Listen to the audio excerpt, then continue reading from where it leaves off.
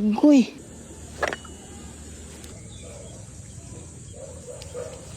Awang.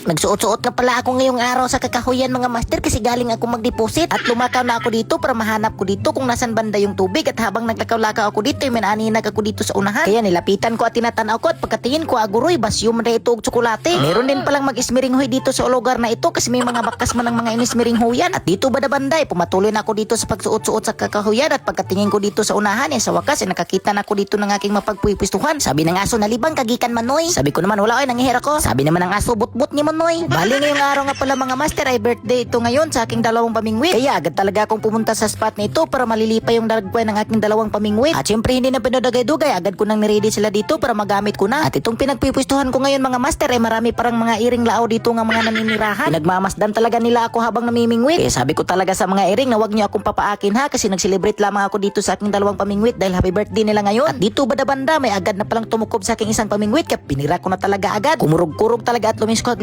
yung tilapia at pagkabira ko dito ay lumilipay yung aking dagway kasi good size yung kanyang kalaki. Kaya ginugunitan ko na talaga agad ang isda dito at pagkatingin ko ay isdang tilapyang Mozambique pala yung nahuli ko. Hindi ko talaga mapagilang giling-giling kasi sobrang napakalipay talaga ng aking dagway kasi sobrang napakalayo yung binahe ko ngayon para lang makapag-celebrate ng happy birthday dito sa aking dalawang pamingwit pero nakahuli talaga agad ako. Sino ba na bang hindi malilipay? Nakakabutan ko pa lang sa aking pamingwit tinutukob talaga ng isda. Kaya hinukot ko talaga maayo yung aking lagayang isda para hindi makawala. At pagkatapos ay binalik yung aking pamingwit sa kanyang pwesto at pinakiramdaman yung mga enerhiya ng isda kung meron ba. At sa mga ilang milyong sandali ay meron doon talagang enerhiya ng isda kaya binira ko agad pero pagkabira ko dito ay kalibay uman niya mo maram ko giti awan. Pagkalingon din sa aking isang pamingwit ay meron din yumuyugyug kaya binira ko agad pero pagkabira ko dito ay kalibay uman gyapon niya mo. At binira-bira na rin yung isa kaya binira ko na rin pero pagkabira ko dito ay kalibay uman gyapon niya mo. Nagduyan-duyan raman siguro mga isda dito sa akong mga fishing line. Binira-bira na naman yung isang pamingwit ko kaya binirahan ko na rin at pagkabira ko dito ay nahuli na doon talaga yung isda dito. Lumilipay na naman ng kunti yung aking dagway kasi dalawa ng isdang Mozambique yung nahuli ko. Napakagilok talaga sa pamati nakadabira mo sa inyong kawil ay meron ka talagang mahuhuling isda, kikiligon ka talaga. Kaya agad-agad ko siyang pinapaslak sa aking sibot karaan para yung isang huli ko ay maging dalawa na para mahahappy na silang dalawa. Magminaritisay na silang dalawa diyan sa loob ng aking sibot karaan. At sa mga puntong ito ay agad ko ring binalik ng aking pamingwit kasi nakakaramdam na naman ako ng grabe kalakas talaga enerhiya ng isda kaya hindi na panugay-dugay, binira ko na dito. Pero pagkabira ko, kalibay uman di ay kaya itong isang pamingwit ko dito ay binira ko na agad pero pagkabira ko dito hinggay-gaya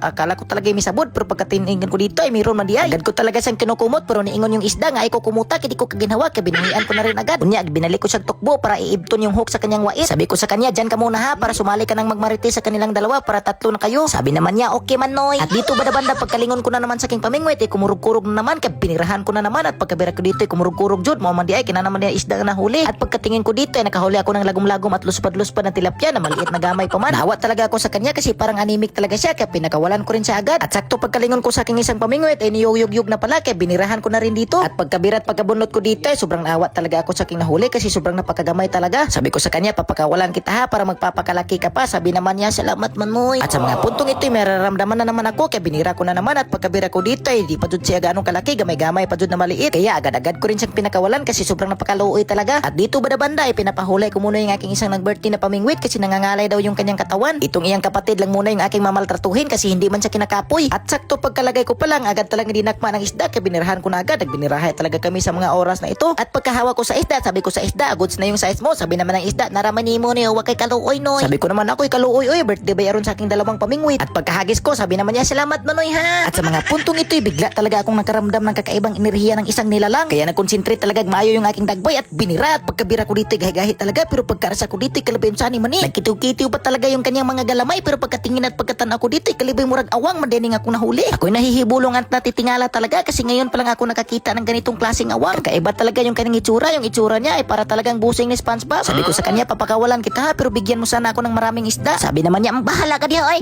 Kaya sa mga puntong ito lumakaw lang muna ako para duduulin ko yung aking baon at titimuin kasi nagugutom yung aking mga kabitukan ng aking tiyan. Kaokap ko dito sa aking napakalami na pizza ay nagpilit na pala sila. At kahit nagpilit nito hindi ko rin ito papasiluin. Gugusabin ko pa rin ito. At habang gumugusab ako dito sa aking baon ay naawa talaga ako sa isang miming. Kaya binigyan ko siya gamay. Sabi naman niya salamat ya. At dahil ginugutom pa talaga ako ay dumudugang pa ako kain at pagkating ko dito ay may isang miming na naman ang nakatingin. Sabi ko sa kanya, gusto mo ito, Ming? Sabi naman niya, gusto ko yan. O daraming alo, yung dagway na mo, Ming, ay. At dito banda-banday, pinapahulay ko na pala yung aking dalawang pamingwit na nag-birthday. Hindi ko lang muna sila hahaguin ng taman-taman kasi birthday pala laban nilang dalawa ngayon. At bali ito lang pala dahil lahat yung mga nadadakop at nanahuli ko ngayon araw mga master. At dahil special ngayon nga araw, dahil birthday ng aking dalawang pamingwit, ay papasailuin ko lang muna sila, papakawalan ko lang muna sila lahat. Nakikita ko talaga ang tuwa ng mga isda, nalilipay talaga yung kanilang mga dagway. At pagkahawa ko sa isang isda, sabi niya, birthday pala ng dalawang pamingwit mo yan, ma-birthday ako ya. Sabi ko naman, ay pa-birthday, ay kita ko kay kagkaon, lakaw na. Sabi naman ng isda, lai nagbatasan mo ya, ay sige ay, arin ako. At siyempre mga master, kung tinapos pong pinanood itong aking walang kwentang video, paparo na rin po at pa-share. Maraming salamat.